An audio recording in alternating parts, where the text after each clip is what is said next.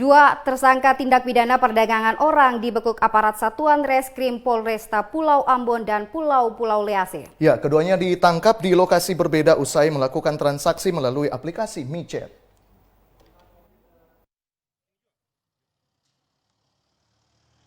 Aparat Satuan Reskrim Polresta Pulau Ambon dan Pulau Lease membongkar kasus prostitusi online melalui aplikasi micet.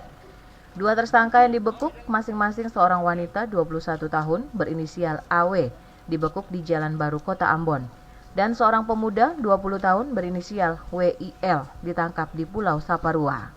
Keduanya diduga menjual korban untuk melayani lelaki hidung belang melalui aplikasi micet.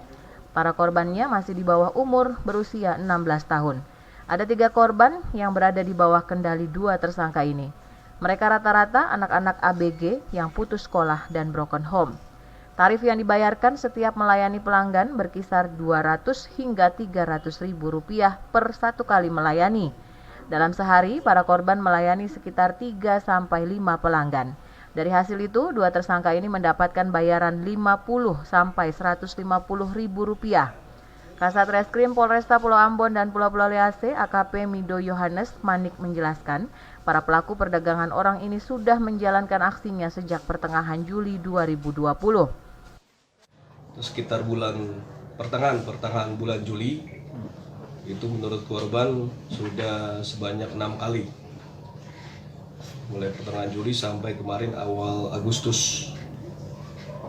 Pak, dari situ mereka dapat untung berapa, Pak? Yang 2 tersangka ini? Untuk 2 tersangka ini memperoleh keuntungan dari korban sekitar 100 sampai dengan 150 ribu.